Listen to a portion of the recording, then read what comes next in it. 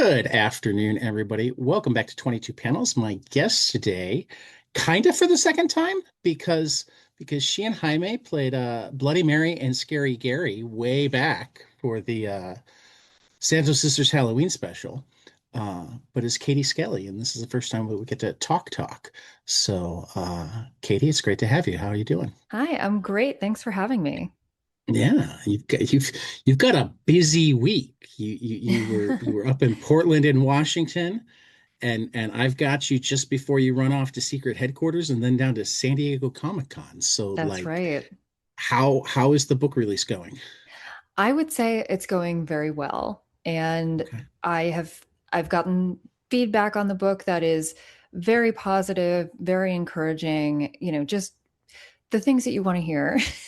So I'm very happy about that. And yeah, you know what the amazing thing is, like, beyond, sales and appearances and all that stuff, people are picking up on what I only hoped they would pick up on in the book, and that just makes me feel really great. That feels like a big accomplishment. So I'm super happy right now. I can't wait to do this signing. I can't wait to go to Comic-Con, and I'm so thrilled. Well, but before like when I was trying to figure out how to talk to you, um, it was a challenge because A, your comics are they need to be read. They need to be read. I don't even know how to talk about your comics. Mhm. Because of those layers, because of the fact that I'm now debating whether I ask the question, well, what are they picking up on that you were hoping that you're picking up on? Or wait a minute, no, that's almost like ruining the book. I don't think it would ruin the book necessarily. It's just these little details about the characters, and really, I don't think they're echoing anything that would spoil the book. Just like the mood Okay. of it. They're just really getting the mood, and that feels awesome. Okay. I mean, the mood to me is one of like quiet desperation, but without being willing to give up on hope. Yeah, I like that. Um, it's uniquely teenage but adult at the same time, which is a hard thing to pull off. Yeah, thank you. Thank you. You It's know, like, go ahead. yeah, no, it's definitely a tightrope, and I had to make a lot of decisions about, like, these are young characters. How sort of willing am I to take this into a really dark place? And what I found as I was writing is that it didn't feel worth it, like really just dragging them all to hell. It felt like there was something else there that needed to be explored. And I think, yeah, it was diving into this crazy feeling that I had when I was that age, when, it was like, there are so many possibilities and life is so infinite, and I don't know anything about it. I'm so ill-equipped, but I want to be like my own person. I want to make my own decisions and think my own thoughts. And yeah, it was just trying to capture that feeling of exhilaration and terror that I felt when I Well, was a teenager. well, and one of the interesting things that you do and can be done with a book like this, or really like most of the books that you've done, which are like one foot firmly planted in reality and one foot kind of in, I mean, for this and My Pretty Vampire, kind of the horror world, for the Mhm. agency, more of the one part Barbarella, one part James Bond. Sure. um, Maids obviously was, fact based, but it still kind of fit there.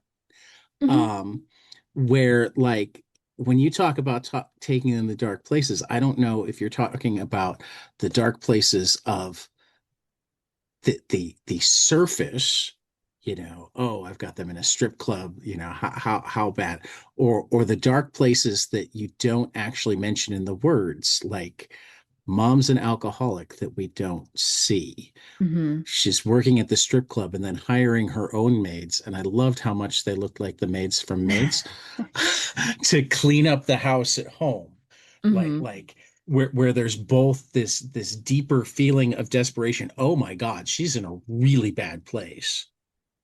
But also that, oh, she's going and doing this stuff at this weird place so that she can improve both her place and her mom's place. Yeah, it ended up being this kind of symbiotic relationship between heaven and everything else that, Right. is going on with the club and this sort of mysterious space. And it was really, my cat is chiming in. Okay.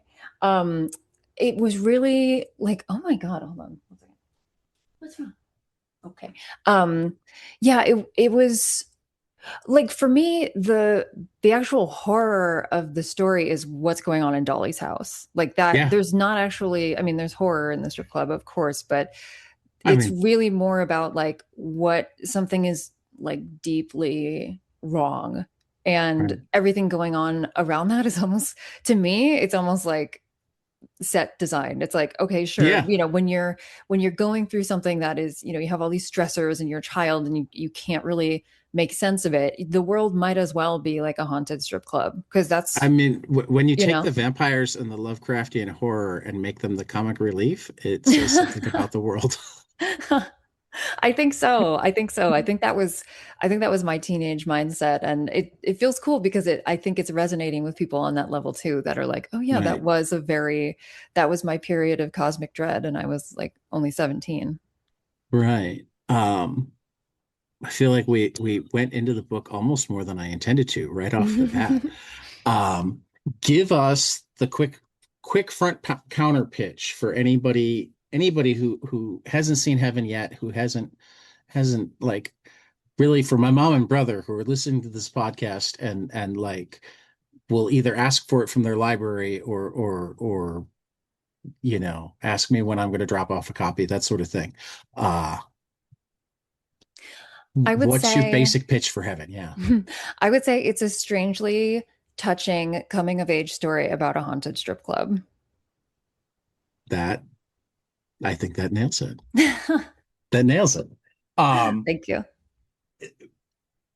See, this is what I love about a good conversational podcast is like all of my plans have already gone out the window, but I'm gonna I'm gonna I'm Welcome to gonna Thick Lines. Welcome to my I know this podcast. is why I like thick lines. And that Thank that you. was actually one of the things that like made it hard for me to figure out, okay, how am I gonna like, because often like we'll fall off the rails, but like we'll talk about the books a long way on the way to talk about the rails. But I know how much you like to just talk about other comics, and I knew we were on a schedule, which is why it's like, okay, what I really need to do is I need to pull out my comics biography story or bibliography story is what I like to call it. No, biography story, not bibliography. Don't tell me about the comics you've made. Tell me about the comics that have made you. Ooh, that's a great question. Well, I would say I would take it back to when I was about Dolly's age, the main character in Heaven. 16, 17, 18. I started going to my local comic book shop, which was Dreamscape Comics in Bethlehem, Pennsylvania, which is where I'm from. And that was when I really started getting into the alternatives and manga. And the superhero world just kind of passed me by. I just didn't know what an in was. And Right. aesthetically, it didn't quite register for me for what I was looking for at that time. So I was looking at a lot of extremes, honestly, and I look back and I'm like, wow, that's crazy. I was reading Ripple by Dave Cooper at the comic book store that was in the adult section. I would go to the adult section and read a little bit of it at a time before I got caught and then come back out. I was reading Pulp magazine, really getting into like offbeat new manga that was happening at that time, Secret Comics Japan. I loved the Sailor Moon comics. I love the Sailor Moon manga. And gosh, what else? Oh, I loved the Max, RIP Sam Keith. I was a huge fan of Right. that. Friends of the Max. I enjoy and I was buying that like as it was coming out at a certain point. And that, that's just not really my history with comics. And I always feel kind of jealous of people that are like, I was buying Electro Assassin when, it was a mini series. I'm like, what the hell? Like, No, I bought not Electric fair. Assassin all together in Yeah. single issues for like $10 somehow before like I don't know before what, because like I apparently comic prices exploded in the early 2000s and I didn't know it. And I did my Frank Miller like find everything in like 97 and 98, Okay. Mm-hmm. which I'm Mm-hmm. so happy because for a long time the most I'd spent for a comic was the $20 I spent on the death of Elektra. Okay. And I've only beaten that by a little bit now because like hardcovers, graphic novels, whole different ballgame. Mm-hmm. Single comics, yeah, they're supposed to be ephemeral. Yeah. I mean, I Nothing treat better. them better than that, but Mm-hmm. I have trouble spending a lot of money on them. I get I that. just want to read them, you know. Mm-hmm. You don't spend Yeah. $1,000 on something and then take it out and read it. Oh, no, totally. And my jealousy really just stems from the ability to get that as it was coming out, Oh because it was yeah, so fresh. I have to imagine, I have to, only kind of speculate. I wasn't there, but to me, that's just something that's so exciting. And it also felt like kind of a throwaway. They right, even like Miller and Sienkiewicz didn't seem to put that much stock into it in right, terms of, versus something like The Dark Knight, right? So right. I was, that stuff would come in to my periphery later, but I went to college and I was reading. I remember like literally scraping a copy of Kramer's Ergo 4 off the ground from somebody's dorm room. It was like stuck. And I remember like scraping it off, reading it, being like, the comics that always resonate with me are the ones that make me go, is this allowed? Are you allowed to do this? I just had no clue you could tell stories like this. And so that anthology was really, really exciting to me. And yeah, that kind of is what I would say like set me off on the path of like I can do indie, like just seeing the breadth of work and all these different voices and different stories, like different styles, that was really major for me. um and then yeah, and then I would say, as I got older, I'm a big fan of josei manga. I love the like, the sort of adult contemporary women's comics. Like I love Kyoko Okazaki, Moyoko Ano, Ayazawa. Yeah, and so it was really like me just picking up on all these things and just kind of being like, take what I like and leave the rest. Like I loved these sophisticated stories that these manga were telling, but I also loved how blunt and direct something like Ripple or something like Eight Ball was, where it was just so confrontational. So yeah, I think those things all just kind of stayed in my mind and formed, you know, the concept of where I wanted to start going. Love that. I love that. And you know it so well that I didn't manage to type half of it down. So I might bug you for a list after San Diego Absolutely. Comic-Con. I need my new reading list, Katie. Because you mentioned enough things that I know, and I know your podcast, that sort of thing that I know we have crossover, and enough things that I didn't know that's like, oh, I need to explore that, and Hmm. I need to explore that. Yeah, that's the really fun thing about doing the podcast though, because a lot of that stuff is I have never encountered it either. Yeah, Like this is my first time reading it, and it's been such a blessing because my comics world has expanded so much more. It's almost kind of like that original experience of going and reading Kramer's again, except I'm just not literally scraping something off the floor. I'm just talking to my friend. right. No, I totally get that feeling as I look around a room filled with stacks of comics and boxes of comics and shelves of comics. Um, Mhm. because I mean, you hit on something there with I didn't know you could do that, which is Mhm. to me what makes comics so special Yes, is they're a limitless medium. they are. They really are. And I've seen I've seen comics tell stories that I'm like, I never could have fathomed this in my life. And I Right. like reading Mouse. I read Mouse by Art Spiegelman when I was in the sixth Hmm. grade. I had a very thoughtful English teacher who loaned it to me. And I just thought, oh my God, you can do anything. You can really do anything. And not only that, but that also really like expanded my interest in 20th century history too, because I was Right. like, I've never seen history presented this way. And it was so personal and it's so dark and it's just relentless. And, more than like a film, it just it puts you there. And I was very, very, very impressed by that. Well, I mean, my day job is I teach. Um, so I look at the educational side a lot. And part of it is that like you can't passively experience a comic. Hmm. You have to pull the words and the pictures together. Um, like you can read a book without really putting together what's being said, Hmm. without building the picture. I mean, for someone like me, I can't make a picture in my head to save my life. So like the more graphic the writing is, the more I'm like, okay, I really have to think about what they're trying to say here. Hmm. Um, and with a movie, I mean, it's incredibly easy to be passive with a movie, but beyond that, like the pacing is 100% set by somebody other than you. Hmm. So you can only catch as much as you catch. True. Yes. Whereas a comic, because you not only have the words and the pictures, but you have to provide the connective tissue Hmm. and you get to decide how long to spend with it. That's very true. Um, there's just like the possibilities become limitless. As do the like different. I mean, I think when the non comics geek public are thinking of comics, they're just thinking of the pretty pictures and whatnot. But like, I find myself thinking about, okay, how many panels did they put on the page? What is this doing to my experience? It Totally.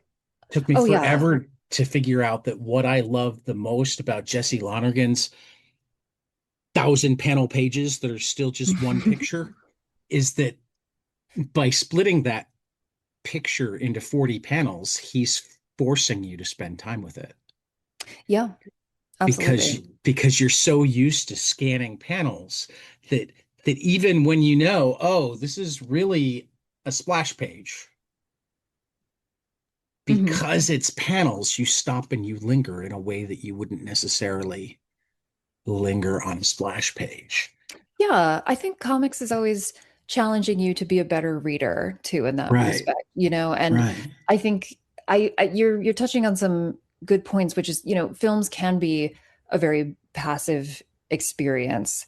And I see so many people like kind of seeking out the answers to not just film, but like art in general online. Like, what was like the meaning behind, like, what's the secret meaning or what's the lesson or whatever of, I don't know, obsession or whatever, some right, new movie, there's like 500 right, video essays about it. And I'm like, well, why don't you just like sit and think like you would have to do with right, a comic? Like if you're reading a comic, it's probably something obscure that no one else cares about. So if you want to like solve that mystery, like what's really going on here, congratulations, you're Sherlock Holmes. Like you could be the one to crack the case, like right, just spend time with it, become a better reader. And that's definitely something that the podcast has challenged me to do because right, it's like, well, now, every week or every other week or whatever, I got to fill an hour with my amazing bon mots and insights about about whatever I just read. But that really does push you to see like, okay, well, what are the actual like defining qualities of this work?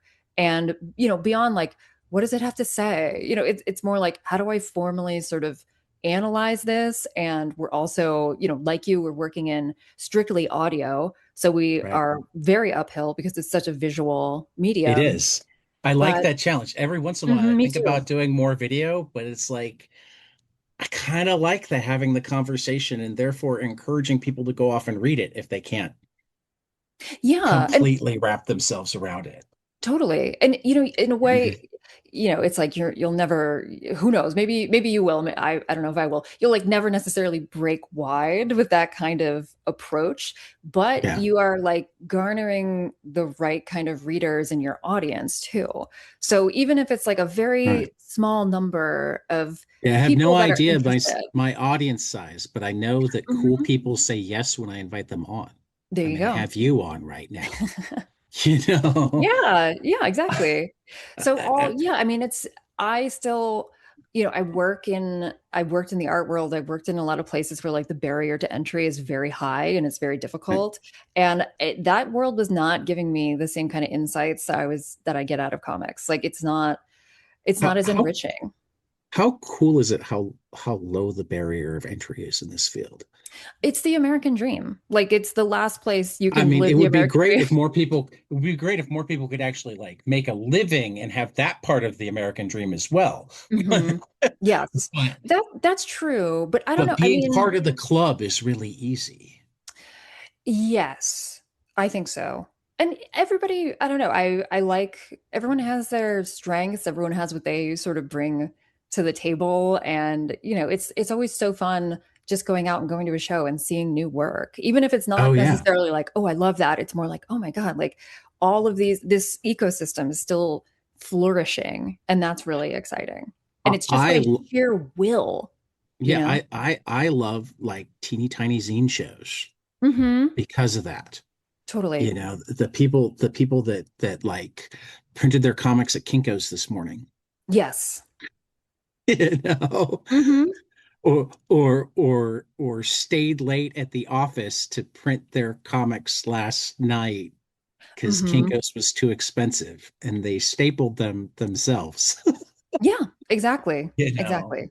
Um, because again, yeah, I mean, when I talk to Shelley Bond, she talks about like spending time on Instagram finding the next people, which Hmm. I still haven't like mastered the whole scrolling thing. My brain Yeah. needs more structure than that. Yeah. I love to be offline. I don't want to be. The Yeah, nice thing like about comics is that I can be as at this point, like I can be as offline as I want because I just feel like yeah, I'm operating in like almost a strictly physical realm. Like right, the books are produced. You have to go in person to buy one. Yeah. right. I mean, it's funny. I'm actually relatively online. It's just like a very curated, very like I don't trust. It's not even I don't trust the algorithm. The algorithm doesn't get me well enough to understand me or Right. to interest me. I get bored scrolling. The algorithm doesn't get me. It might show me the stuff that I want to buy, but I'm not there to buy stuff. I'm there to learn stuff. Right. Yeah, I have like an incredible algorithm right now. I don't know what I did. I'm just blessed right now. When I look at Instagram Reels, I'm getting like specifically the like craziest, smallest accounts of women who are like, I can like channel James Dean or something. Like people that are like really doing wild stuff that does not make Oh, any sense. I And want they have your two algorithm. views, and I'm like, I love this. I want your algorithm. Yeah, I don't know what I did. Somebody up there likes me and they're just sending me really good shit right now. I hope it Right. continues. Um, yeah. So I mean, you talked some about how working the podcast has changed the way you look at comics. What like since I'm going to use Heaven and Pretty Little Vampires Mhm. as our bookends because I noticed that they're possibly books in a series. That was There's a connection for sure. yeah. um between those books, I mean, that's kind of the bookends of your um not your entire career, but your most public career.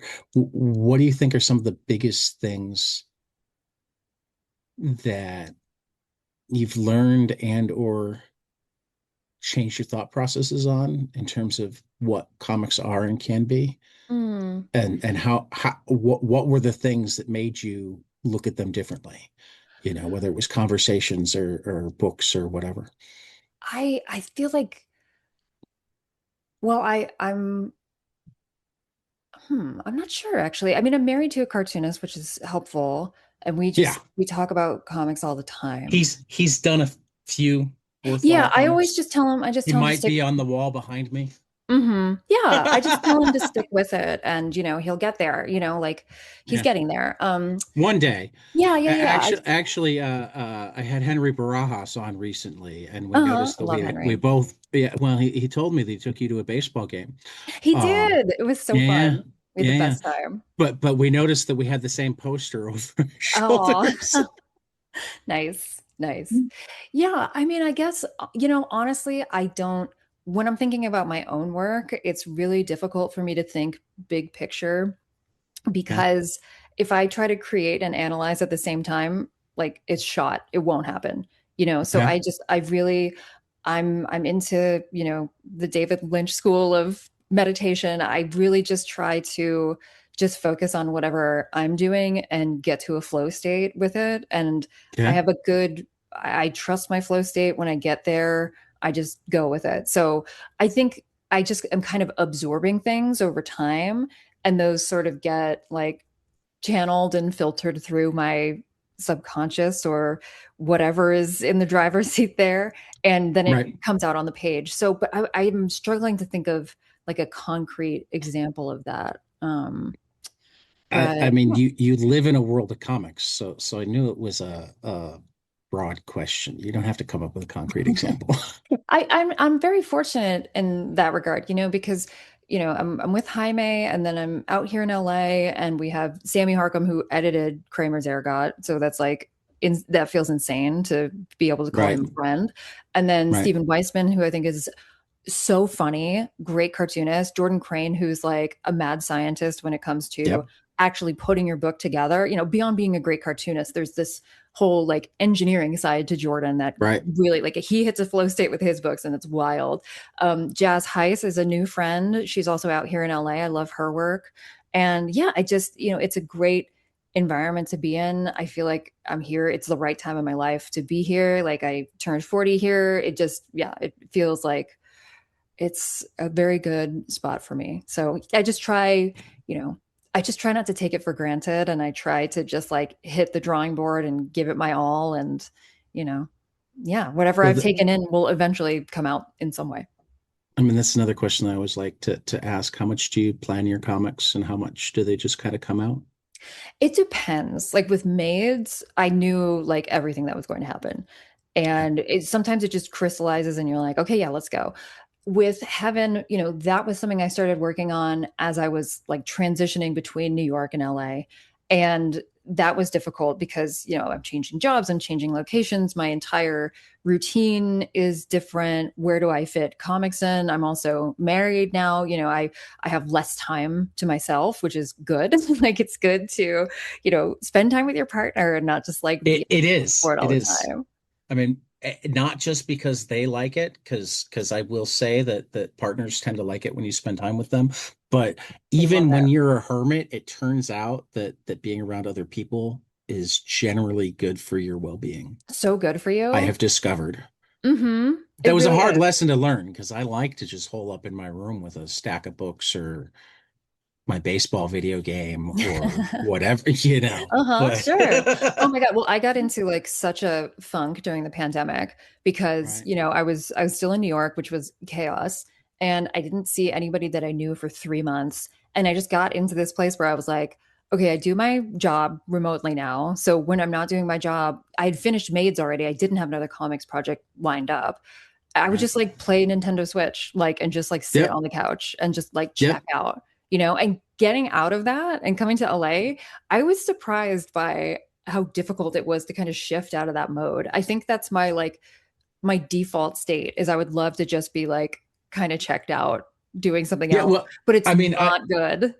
I was pleased to discover that like I can quite happily like not leave the house for 3 months and not get bored.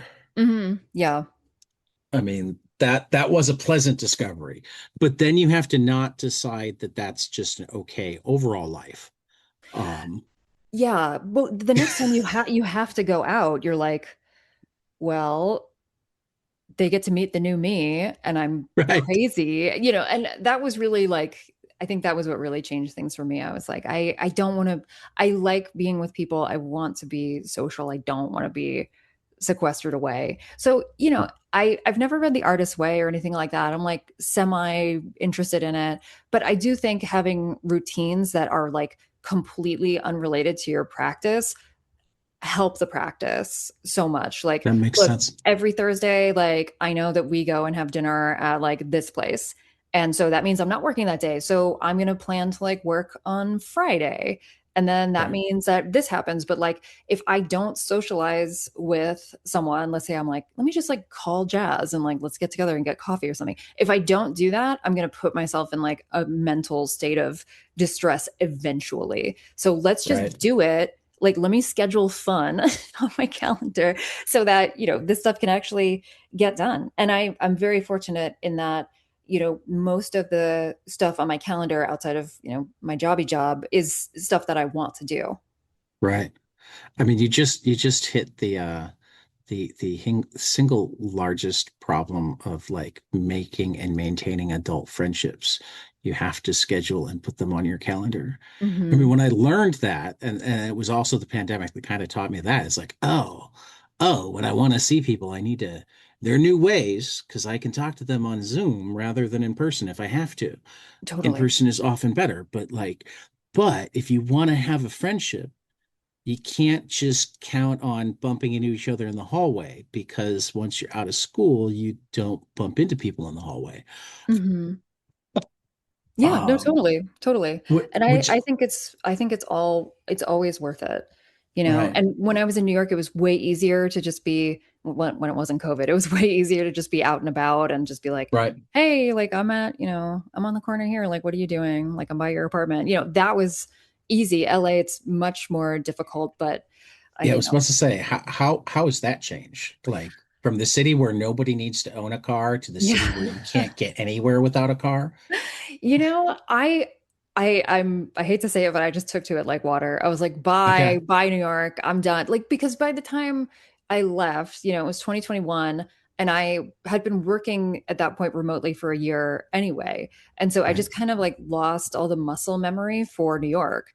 And then by the Okay. time things were sort of opening up again and I was going out and about, a lot of the places that I loved were gone and a lot of my friends moved away. So I was like, okay, I don't want to live in this like ghost town anymore. Right. I'm ready to say goodbye to New York. So Well, LA and to me was like a godsend because, I'm with Jaime all the time. Like we have a great relationship. We're talking about comics. Even when we're not talking about comics, we're just talking all the time. We don't shut up. right.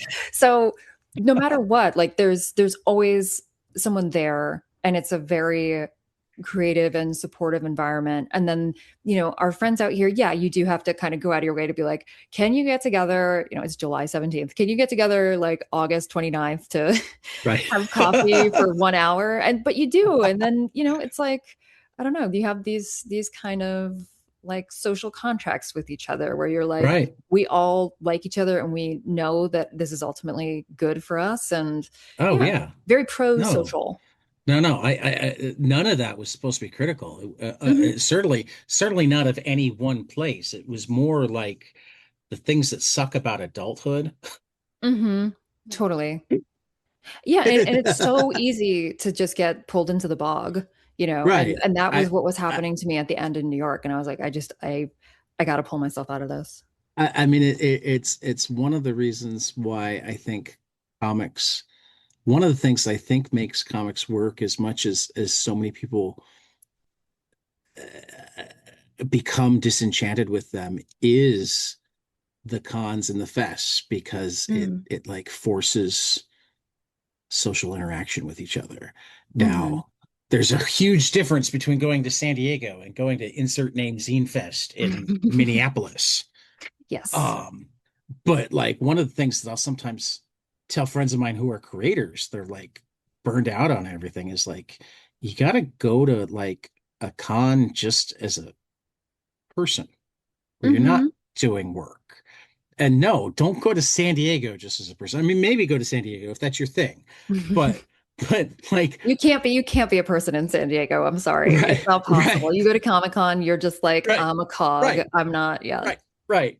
But like find the smallest library con in your area that you can Yeah. find and just go and talk comics with people or see what other people are doing and you'll feel better. You like the one and this gives me an opportunity to like congratulate you what 12 years after the fact for being the first emerging artist at CXC. Well, thank Um, you. that's the one that like anybody I talk to, like I'm like, oh, you got to do 60. Oh, my con schedules. I'm like, no, no, you don't get it. You need to take a weekend off and go to Columbus and just go to CXC.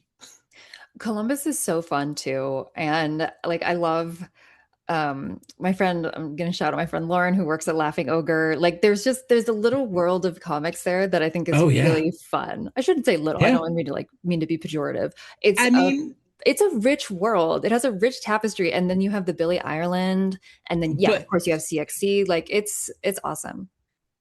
like as a language nut, I'm going to say that I like your use of little, not as pejorative, but little in that like it's in the middle of an Ohio State town. Like the Hmm. number of people that don't know that this ecosystem exists is staggering in like the best way because it's like, Hmm. oh, I'm in this like galaxy-sized wonderful world and I'm out to coffee and I bring up why I'm in town and they're like, "What's that?" Yeah, that was always like my favorite thing when I was when I would be working in New York and I'd be like, okay, I need Friday off because I have to go to like Boise, Idaho. And they'd be like, why? Right. I mean, And I was I like, I have love to go be a special guest at a show in Boise, Idaho. Like, I'm a celeb in Boise, Idaho. Can you guys get that through your head? Hello? no, I remember I one of the years I was at CXC, I went out for a late night cup of coffee and I was at a coffee place that had like a graphic novel selection. I think they were Hmm. mostly used, that sort of thing. And like when I think I had to give my zip code or something, and they're like, well, you're not from around here. Oh, what are you in town for? And I told them, they're like, what's that? And I'm like, I just walked over to the rack and I'm like, that guy's there, that guy's there, that guy's there. Hmm. That's awesome. How do you not know? Yeah. Come to the library tomorrow. It's free. Yeah. I mean, I don't know. There's still something about doing shows for me. There's still something about all of it to me. It has Yeah. never somehow it's never gotten old. It's never been a drag. It's always been very fulfilling. And yeah, I salute everyone that is out there putting these shows together. I think doing a comic show is the most thankless job in comics. Oh yeah. It Like seems it's like it. gotta be. I mean, having a shop is also like up there, you Yep. know. And then Well, particularly the shops that are like trying really, really hard to promote the medium rather than just cash in on collectibles. yes, the indie ones that are out here like busting ass, like Partners Right, in Sun, Secret right, Headquarters, like they're not right, just selling the comics, they're doing talks, they're doing signings, they're doing right, merch. right. They have like social media like savvy that I don't have. It's Me so neither. cool. And That, it does thankfully, reach my wife people. handles the Instagram, or we'd have like almost no social media presence. I get that. I I go would to love Blue to Sky offload all of every it. Yeah, I go to Blue Sky every once in a while when a Kickstarter that I really want to fund is lagging, and I'll do math lessons.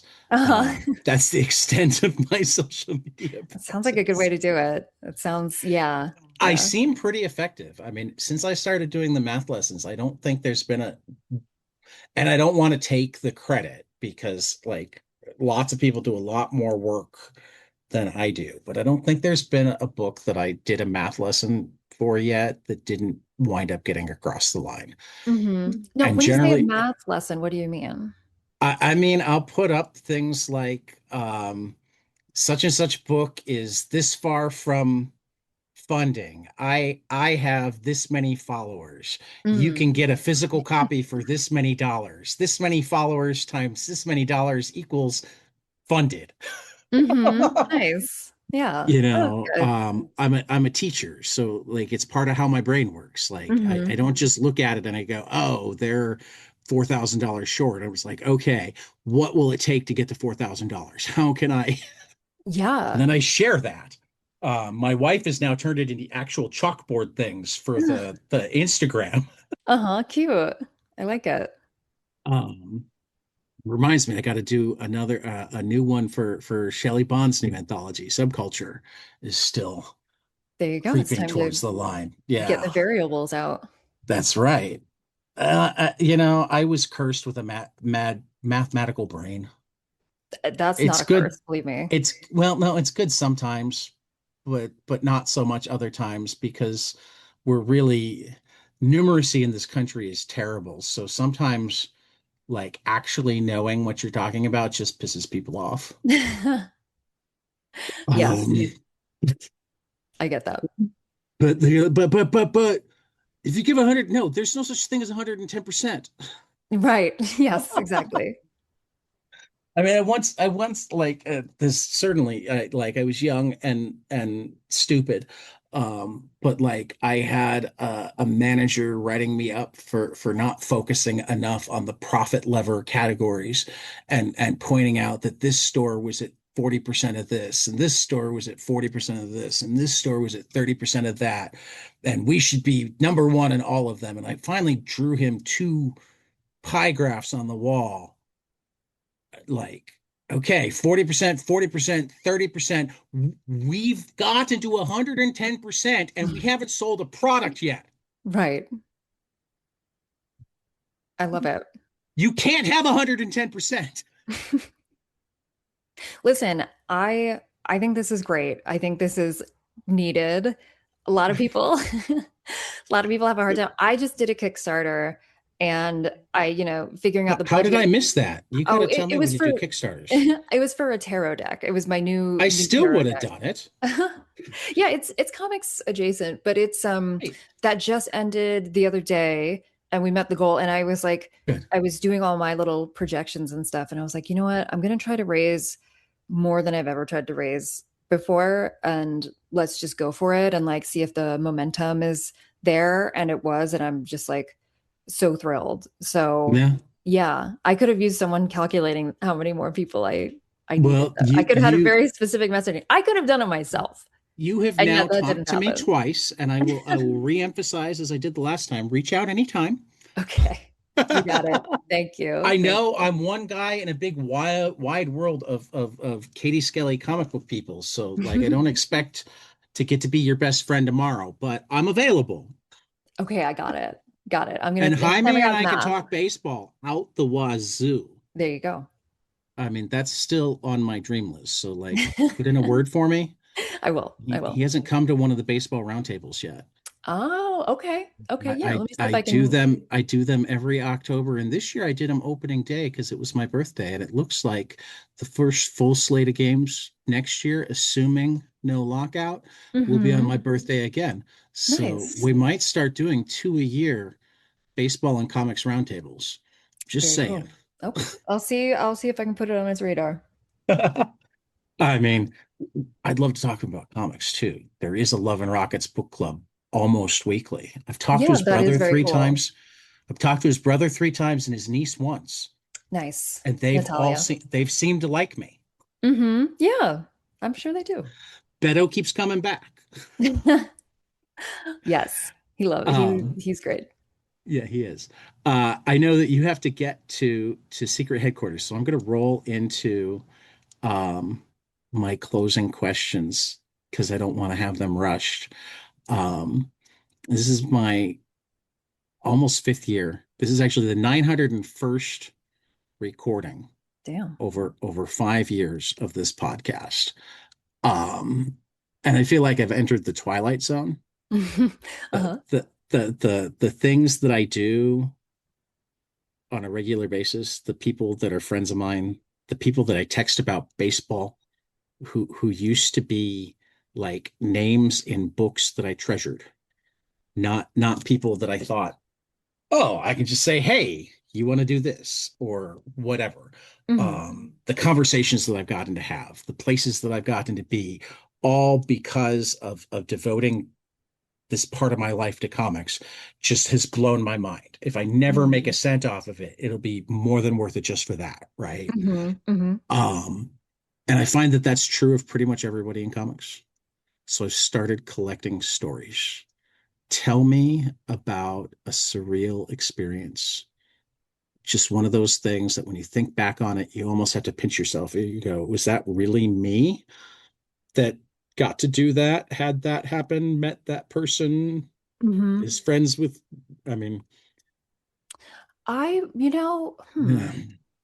There, to be honest, there are a lot, and I've Yeah. been very fortunate, and I've made connections that I never thought I would have made, like Darwin Cook. I was on a panel with Darwin Cook, and Oh this my was in God. 2014, and One of my guests yesterday would have been really, really jealous of that. oh yeah, I oh, had Elsa Chartier as part of conversation of Absolute Martian Manhunter yesterday. And nice. Darwin is like her absolute like holy grail comic Yeah, artist. yeah. I was on a panel with him. This was like 12 years ago, and Okay. he read the book I had just done at the time, which was called Operation Margarine. And he on the panel, he was like, he just took over and was asking me a lot of questions about my comic, and I that just love felt it. like I was like, oh my God, this is unreal. That was very cool, and I love just I'm just trying to having that little picture that in story my with him head. too. I Darwin can't know. cook hijacking a panel to talk to you about your comic. Yeah. It was in a That bar too, just so we were all we were having there's a no great time. uh, now It's the I'm right environment. yeah. Where do you have what bar had a comic panel? This Like was if they at still exist, they need to TCAF. be they Yeah, need no, to this was be just like TCAF, like they had a like, okay. programming outside Of of course it the was in thing. Canada. Of course it was in Canada. Um, yeah, they get all the spoils, don't they? What Yeah. else? I mean, it's not like a an That's amazing pretty good. You story. don't have to give me more.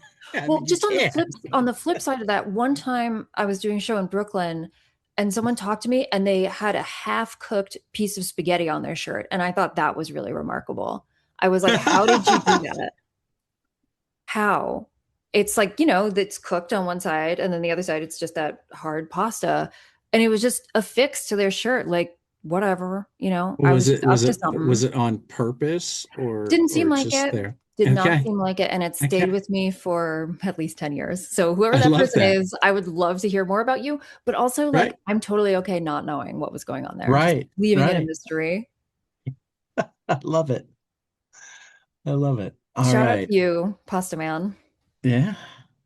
So my closing question, almost since the beginning, and one of the reasons that I have so many books on the shelves and whatnot around me, tell me something you love, preferably a comic, but we don't have rules, preferably storytelling, but again with the rules, but something that you love that not enough people around you have experienced, and you'd really like them to, so you have more people to talk about it with. Oh, that's interesting. Who, I mean, there's a lot, I would say. I'll I take more mean, than one. yeah. Well, I mean, I can only really think of film right now, but I know there's comic. You know what? Film's okay. I Beto would almost say, always gives me film. I would love to talk to people about the actual content of Guido Crapek's comics because I think he gets sort of pigeonholed as like, this great black and white cartoonist and an influence on Frank Miller and like their sort of fashiony comics, but his actual mode of storytelling is very strange and it's Okay. completely his own. It's so idiosyncratic and they can be kind of challenging to read. Like I love Crapex, but he's not always my favorite cartoonist to read. And Right. I'm just curious, and he has such a huge breadth of work. I mean, he worked his entire life. So I would be curious to have other people like actually take the time, sit and read something like Emmanuel or Bianca or the Frankenstein comics and like have a conversation about what is actually in those that doesn't just rely on what the style of the comic is, because I think he was working with some very strange stuff. Well, I mean, first, I will absolutely say that I'm always down. But second, Mhm. Paul Pope brought up Guido Crepax to me a couple of times, so you might have your guy there All right, as we'll see. well. We'll see. But if you wind up setting up a conversation with Paul Pope on thick lines to do Guido Crepax, I expect to be at least like in the peanut gallery. You'll get a heads up for sure. For sure. um, but yeah, no, I love that, and now it just went higher on my list because like I can't think of there's certain things where like I mean there's certain people, anything you told me was going to go high on my list, just like anything Paul tells me goes high on my list. But like Mm-hmm. I just got recommendations for a comic from you that I've got, not like recommendations as much as just heard him wistfully talking about, oh, I've been looking at these lately. Mm-hmm. It's like, Yes. oh, wait, Paul and Katie are saying go check out Guido Crepax. I should go check out Guido Crepax. Yeah, and like looking is really the active word there because again, it's Right. like you're not reading Craypax. You know what I mean? You're like looking at, and I'm not trying to pick on the vocabulary or anything like that. It's just Right. that feels like the natural extension of the way you would talk about Craypax is I'm looking Right. at Craypax versus Right. reading Craypax, which is a whole other experience. Well, and this is where we can also plug Fanagraphics, who you can buy Heaven from, has Mhm. also been putting out Guido Crepax collections. So they are very much in print and very nice looking hardcovers um, for Yeah, people who go want to read look a at them. couple thousand pages of Craypax and get back to me, and we'll see what Yeah, well, I mean, you did bring up Frankenstein, and the Dracula Frankenstein was already kind of on my uh, radar because it's been a while since I did. I mean, you brought up Darwin Cook a minute ago. We did a roundtable years ago called Parker Across Mediums, where a Mm, number of us like dove in, not just to the Parker comics, but like read a couple of Parker novels, watched a number of the movies that were based off the comics, and talked about attacking the character from different perspectives. mhm. Um, and I've kind of been thinking that it would be fun to do that with either Frankenstein or Dracula because they're so much a part of like the ether now that like I don't even know how many people, including myself, I don't think I've actually read all the way through either of the original novels. Uh, Mhm. but there are movies, there are comics, everybody. You say Dracula, nobody's like, what are you talking about?